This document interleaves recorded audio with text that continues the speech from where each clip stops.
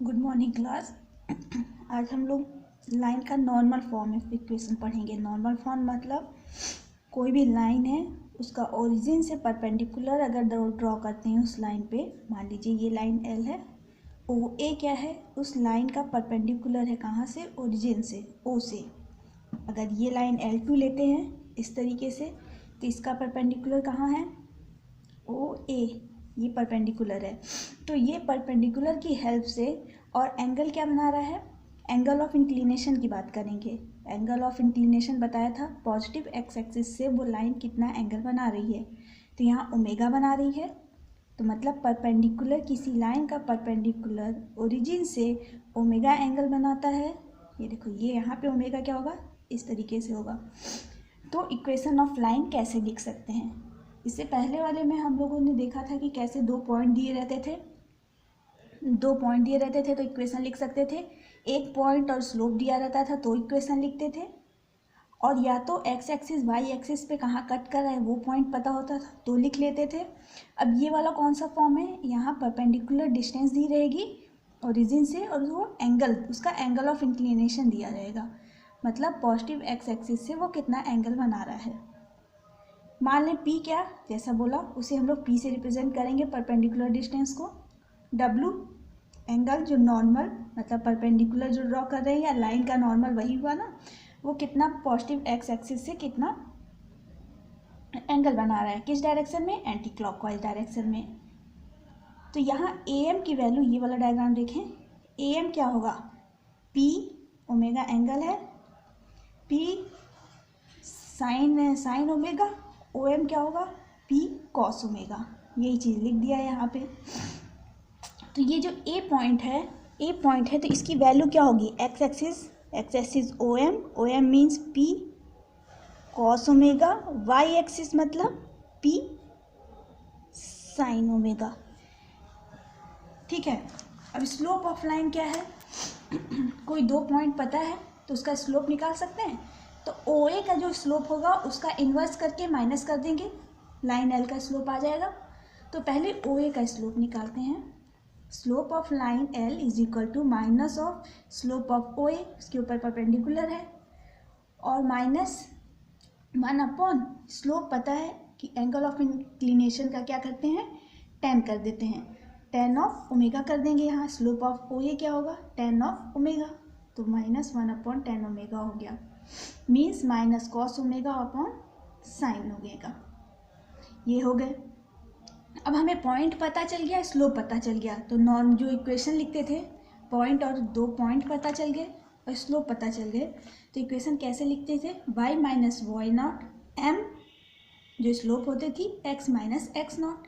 तो y minus y naught क्या है, p साइन ओमेगा, जो x एक्सिस मिली है यहाँ पे देखें, x एक्सिस ये है, ये हमें पता है ना इस पॉइंट पे है लाइन पे, तो यही किया है। Slope minus omega upon sine omega है, X minus P cos omega. इसी को साइन ओमेगा इधर मल्टीप्लाई कर देंगे और कॉस ओमेगा को ब्रैकेट तोड़ देंगे, इस ब्रैकेट को तोड़ के दोनों से मल्टीप्लाई कर देंगे। तो क्या आएगा, एक्स कॉस ओमेगा नहीं, y sine omega minus p sine square omega minus x cos omega minus minus plus p cos square omega.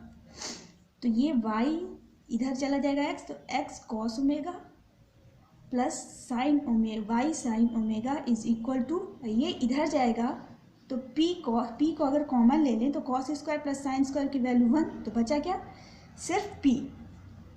तो कोई भी लाइन जिसका परपेंडिकुलर डिस्टेंस पी दिया हो और उसका एंगल दिया हुआ है पॉजिटिव एक्स एक्सिस से, वो कितना बना रहा है, तो हम लोग इक्वेशन ऑफ लाइन कैसे लिखेंगे, x cos omega plus y sine omega is equal to p. ये ऊपर वाले का प्रूफ था और ये हमें याद रहना चाहिए। चलें एक क्वेश्चन देख लेते हैं, इस बेसिस पे क्वेश्चन जितने होंगे वो कर लीजिएगा। इस पे हम शायद ये इस पे क्वेश्चन बेस्ड नहीं है। चलें जो भी देख लेते हैं, जो भी क्वेश्चन है। अगर कह रहा है perpendicular from the origin to a line, perpendicular origin से ड्रॉ कर रहे हैं लाइन पे, कहाँ पे कट कर रहा है, -2 9, तो डायग्राम इस तरीके से होगा, एक्स एक्सिस पे नेगेटिव, वाई एक्सिस पे पॉजिटिव, यहाँ कट कर रहा है मीन्स लाइन ऐसे पास करेगी। ऐसे पास करेगी तभी ना ये परपेंडिकुलर कट करेगा। हमें बोल रहा है इक्वेशन ऑफ लाइन निकालें। अब हमें पता है कि इक्वेशन ऑफ लाइन निकालने के लिए कोई एक पॉइंट अगर पता है तो स्लोप भी पता हो तो निकाल सकते हैं। तो स्लोप क्या होगा, इस लाइन का जो स्लोप होगा, ये वाली लाइन का, ये लाइन देखें, ये अगर 0 0 है, कोई 2 पॉइंट दिया हुआ है तो स्लोप आराम से निकाल सकते हैं। उसका माइनस करके 1 स्लोप ऑफ, अगर ये लिखते हैं OA, तो स्लोप ऑफ OA का, तो अब लिखें यहाँ पे देखें, slope of line L is equal to -1 slope of OA।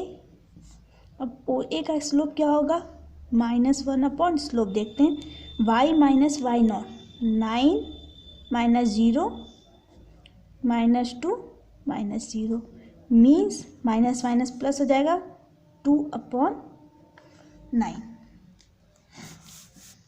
क्या हो गया, 2/9। स्लोप पता चल गया। अब क्या करें, थस इक्वेशन ऑफ लाइन कहाँ से पास कर रहा है, -2 9 से। क्या होगा, y minus 9 is equal to, slope लिख दें 2/9, फिर x माइनस x0, मतलब x -2 + 2 हो जाएगा। तो मतलब 9y minus 81 is equal to 2x + 4। तो एक जगह लिख दें 2x minus 9y, 2x minus 9y और 4 इधर जाएगा तो +85 इज इक्वल टू 0। ये इक्वेशन हो जाएगी लाइन की। ठीक है, अब तो बात आ गई हर टाइप का इक्वेशन लिखना। अब इन जनरल में एक इक्वेशन पढ़ेंगे जो एक लाइन को रिप्रेजेंट करेगी, जनरल इक्वेशन। वो सब क्या था, पर्टिकुलर फॉर्म था, 1 पॉइंट पता है, 2 पॉइंट पता है। तो इन जनरल जो सारे इक्वेशंस हैं वो किस टाइप के होंगे, ax + by + c। सभी को देख लें बैक करके, सब किस फॉर्म में, ax + by + c, मतलब x के साथ एक कांस्टेंट है, b के साथ कांस्टेंट है और c एक कांस्टेंट है। ये सब रियल नंबर के कांस्टेंट है। a b दोनों एक साथ 0 नहीं होगा। अगर a b दोनों एक साथ 0 होगा तो मतलब कांस्टेंट 0, तो कोई इक्वेशन ही नहीं, मैटर ही नहीं करता ना, कोई इक्वेशन ही नहीं बनेगा। तो a b c अगर कोई रियल नंबर कांस्टेंट है तो ax + by + c is equal to 0 क्या है, एक जनरल इक्वेशन है लाइन का, इन जनरल। अभी अगर जनरल इक्वेशन दिया हुआ है तो स्लोप इंटरसेप्ट फॉर्म में अगर देखें, y is equal to mx + c form होता है, तो उस फॉर्म में इसको कैसे लिखेंगे, ax + by + c is equal to 0। तो क्या करेंगे, पहले y हमें सिर्फ चाहिए क्योंकि y is equal to mx + c form में लिखना है। तो यहाँ क्या करेंगे, -ax - c लिख देंगे।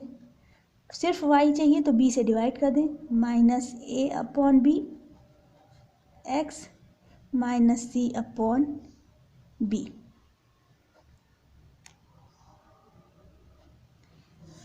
तो यहाँ पे क्या हो गया, m स्लोप क्या होगा, अगर कोई जनरल इक्वेशन दिया हुआ है इस तरीके से और पूछे इस लाइन का स्लोप क्या है, तो कैसे निकालेंगे, y is equal to mx + c form में लिख दिया।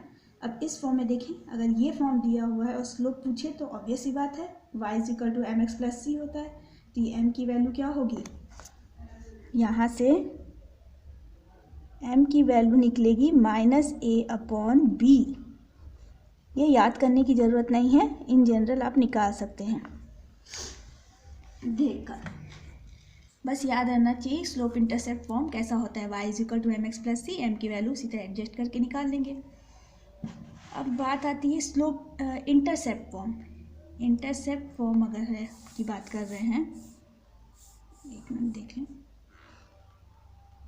इंटरसेप्ट फॉर्म मीन्स x ये y is equal to cos omega + y is equal to sin omega + b, अभी जस्ट पढ़ा नॉर्मल फॉर्म वाला। अब उससे कंपेयर कैसे करेंगे ये देख लेते हैं।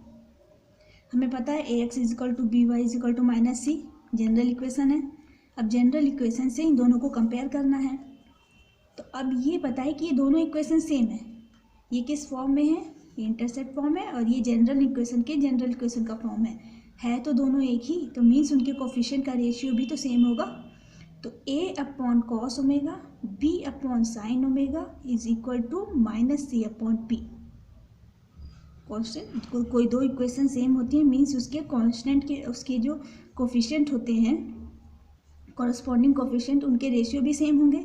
मतलब x का कोफिशिएंट पहले का डिवाइड बाय y का, x का कोफिशिएंट दूसरे का, y का कोफिशिएंट पहले का डिवाइड बाय y का कोफिशिएंट दूसरे का, ये रेशियो सेम होंगे। तो यहाँ से देखें पहला और तीसरा लेंगे तो कॉस ओमेगा की वैल्यू क्या आएगी, A P upon C minus sine के साथ। साइन ओमेगा की जब वैल्यू लेंगे यहाँ से ये दोनों यूज़ करके तो पी बी अपॉन सी। अब हमें पता है sine square plus cos square equal to 1 होता है। इट मीन्स ये स्क्वायर प्लस इसका स्क्वायर क्या होगा, 1 होगा। ए पी अपॉन सी का whole square minus B P upon C का होल स्क्वायर क्या होगा, 1 होगा।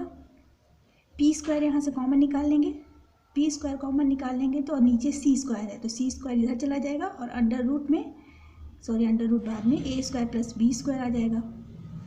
पी की वैल्यू क्या आ जाएगी, प्लस माइनस सी अपॉन ए स्क्वायर प्लस बी। इस पर हम डीपली नहीं जा रहे हैं क्योंकि ये बस यहाँ तक बता दिया, ये कैलकुलेशन आप लोग देख लेंगे।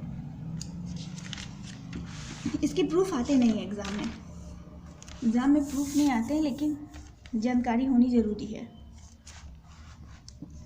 चलें तो दोनों कंपेयर करें तो अब कॉस ओमेगा की वैल्यू क्या थी, minus A upon P minus A P upon C थी। तो p की value c upon A under root A square plus B square, तो c कट के सिर्फ यही बचा और कॉस ओमेगा। तो दोनों इक्वेशन कंपेयर करने पे क्या है, कॉस ओमेगा की वैल्यू ये, साइन ओमेगा की वैल्यू ये। तो इस तरीके से आप कंपेयर करके जनरल इक्वेशन से इंटरसेप्ट फॉर्म और जो भी फॉर्म निकलना है उसकी वैल्यू निकाल सकते हैं। चलिए ये वीडियो हम यहीं स्टॉप कर रहे हैं। नेक्स्ट वाली अभी जस्ट वीडियो बना रहे हैं उसमें हम इस पे बेस्ड क्वेश्चन को सॉल्व करा देते हैं।